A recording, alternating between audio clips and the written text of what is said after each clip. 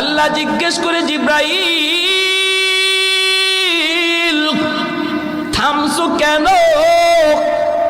কয় মালিক কোন নবীর নাম নিব? আল্লাহু আকবার। আশহাদু আন্না কয়া কোন নবীর নাম নেব? আদম নবী এখানে হাজির, নূহ নবী এখানে হাজির, ইব্রাহিম নবীও হাজির, মুসা নবীও হাজির, ঈসা নবীও হাজির, সব নবী হাজির। কোন নবীর নাম নিব? আল্লাহ বলে জিব্রাইল বললা কি, প্রশ্ন করলা কি? আমি আল্লাহ সব নবীরে হাজির করলাম আমার বন্ধুর পিছনে নামাজ পড়ানোর জন্য, আর তুমি কিনা বলো কোন নবীর নাম নিবা? তাড়াতাড়ি করে আমার বন্ধুর নাম উচ্চারণ করো। আল্লাহু আকবার। জিব্রাইল আমিন আযানের ভিতরে আমার আপনার নবীর নাম আযানের ভিতরে তিনি উচ্চারণ করলেন। আযানের পর্ব শেষ হয়ে গেল। এরপরে আল্লাহ পাক বলে জিব্রাইল সবাইকে বলো বাইতুল মুকাদ্দাসে কাতার বন্দি হওয়ার জন্য 2 রাকাত নামাজ আদায় হবে, 2 রাকাত নামাজ আদায় হবে।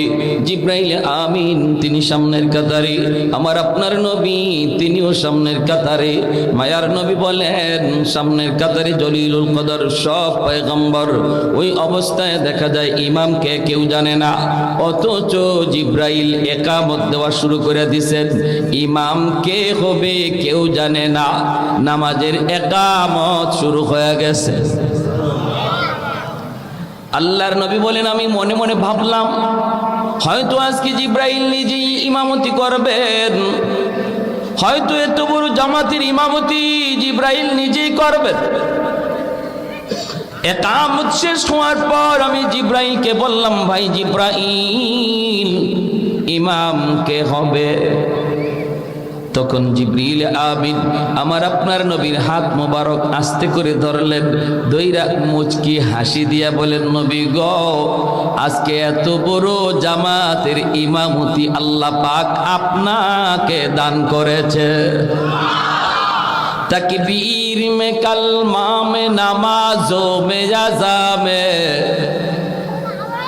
तकबीर में कलमा में नमाजों में अज़ा में है नाम इलाही से मिला नाम मोहम्मद, है नाम इलाही से मिला नाम मोहम्मद। महबूब ने कहा सल्ले अला नाम मोहम्मद, आंखों की जिया दिल की जिला नाम मोहम्मद, आंखों की जिया दिल की जिला नाम मोहम्मद। একটু জোরে সুরে কোন আল্লাহু আকবার। সন্তানকে উকিল বানাও, ব্যারিস্টার বানাও, কিন্তু আগে মুসলমানের সন্তান বানাও। আওয়াজ দেয়া বলেন ঠিক কি না?